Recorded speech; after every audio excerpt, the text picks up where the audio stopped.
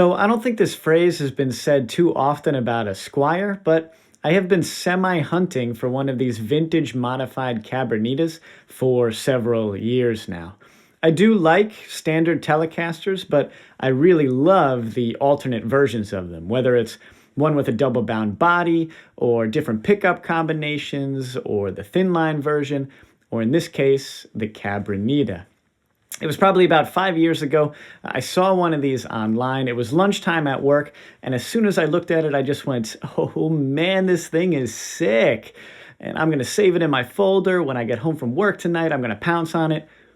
It was a big mistake. By the time I got home, someone else had gotten there first, and I was just left with a "this listing has ended" image to console the empty void that now enveloped my complete being. Very sad. Now the thing is, these were like a special run from Squier, so there's not too many of them out there, and when people do want to part with them, they want like $800 for them, which I think is just crazy. I mean, dude, like I want this thing, it's super cool, but in the end it's still a Squier. Like 800 is just ridiculous. So for the last 5 years, I've been casually taking a peek at Reverb or eBay, just hoping that something would pop up for a decent price. And a few weeks ago, a gentleman on Reverb was willing to part with her for what I feel a Squier, albeit a really cool one, is reasonably worth, and here she is.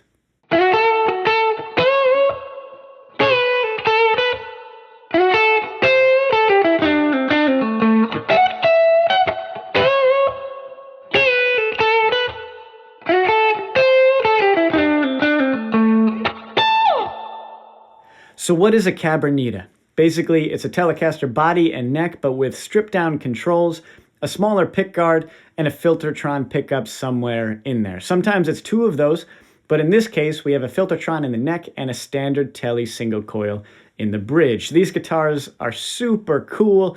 They sound great. They look awesome. To me, it's just like Southern California in a 60s VW bus smelling the salt air kind of cool. You know what I mean?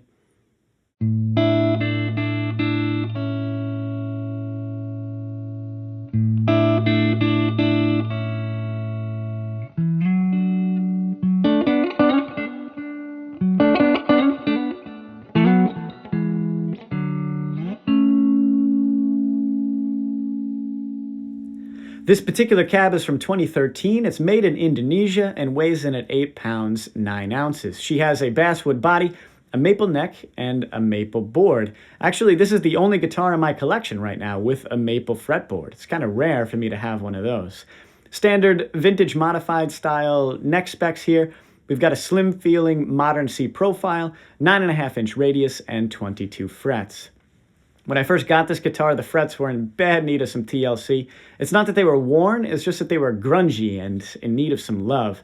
The shot that you'll see here, you can clearly see the difference from the ones that I had cleaned off versus the ones I hadn't gotten to yet.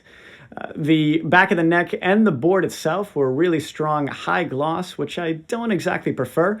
So I carefully used some high-grade steel wool on the back of the neck, the frets, and the board itself. And I really love it now. She looks great, and she plays real smooth.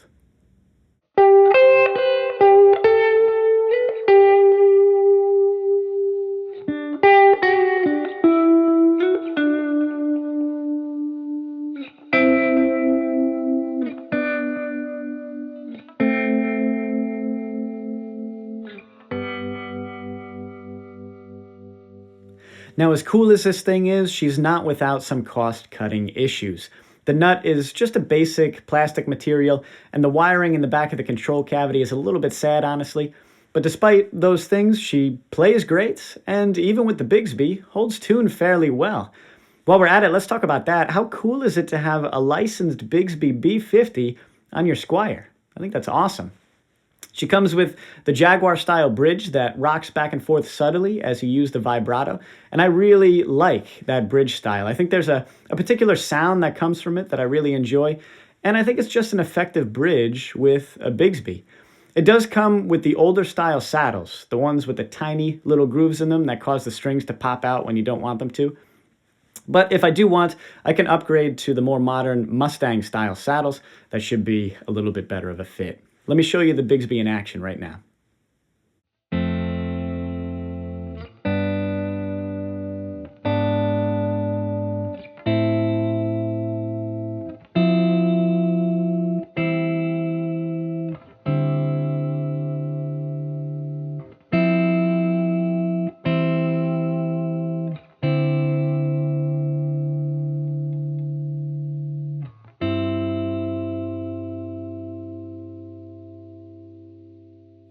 The controls are stripped back to just above the bare necessities on these guitars. You get a 3-way toggle switch, 1 volume control, and that is it.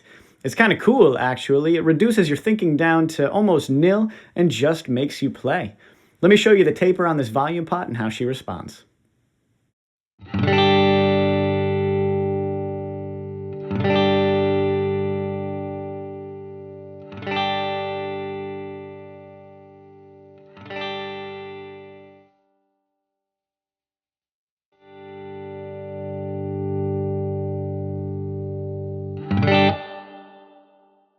All along now, you've been hearing different pickup combinations, and for me, my favorite is that Filtertron in the neck. Technically, this one's called the Fidelitron, but it's the same basic idea. It's got a real good snap to it that I like, and I think it handled that fuzz in the opening jam fairly well without getting all muddied up. It works really well also with the single coil in the bridge position. Obviously, with the Tele, you want a really good bridge pickup. The guy who had this guitar previously swapped out the Squier pickup for a different one. He also did the same to the pickguard, I might add, if you hadn't caught that already. The bridge pickup in there now is a DiMarzio area Hot T, and I think it's pretty cool. Let's actually listen to that now, semi-cleanish.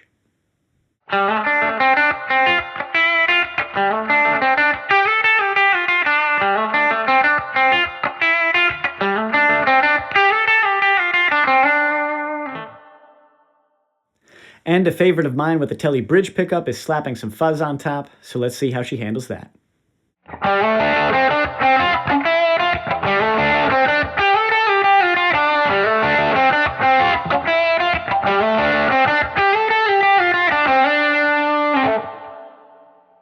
Maybe the story of my 5-year hunt for this little Squier is just a tad crazy, but I am glad that she is now part of the family.